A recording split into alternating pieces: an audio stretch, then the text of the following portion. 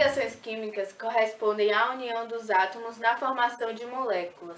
Em outras palavras, quer dizer quando os átomos reagem entre si.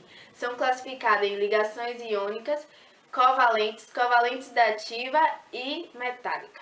A ligação iônica é também chamada de ligação eletrovalente.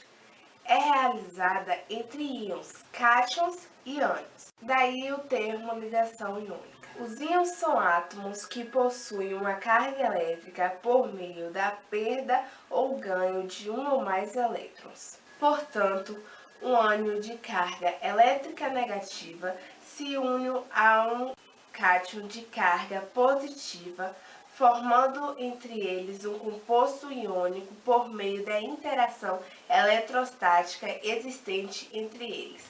Agora nós vamos falar sobre a ligação metálica. É uma ligação que ocorre entre os metais, elementos esses considerados eletropositivos e bons condutores térmico e elétrico.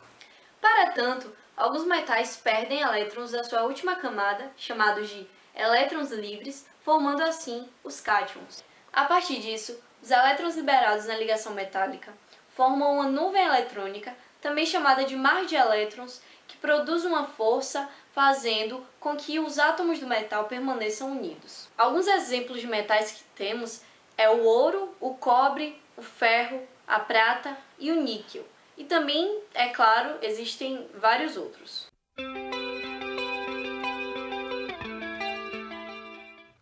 Antes de começarmos a falar sobre ligação, temos que lembrar um pouco sobre a regra do octeto, que diz que todo átomo, para ficar estável, tem que ter 8 elétrons na camada de valência. Um exemplo é o argônio, que é um gás nobre que contém 8 elétrons na camada de valência.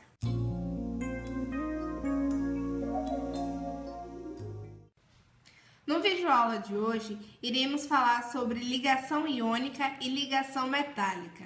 A ligação iônica é a perda ou ganho de elétrons e ela é realizada através de um ametal com um metal, ou então um metal e um hidrogênio.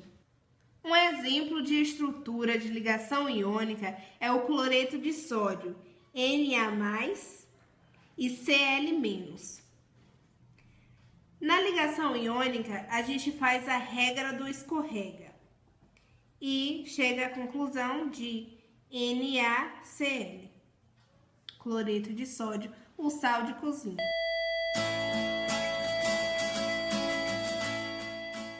Agora iremos falar sobre a ligação metálica. Nela, a teoria do octeto não é satisfatória para explicar, mas pode-se utilizar a teoria do mar de elétrons. Além disso, são ótimos condutores de energia, devido à presença de elétrons livres. Também são ótimos condutores de calor. Podem estar no estado sólido ou líquido.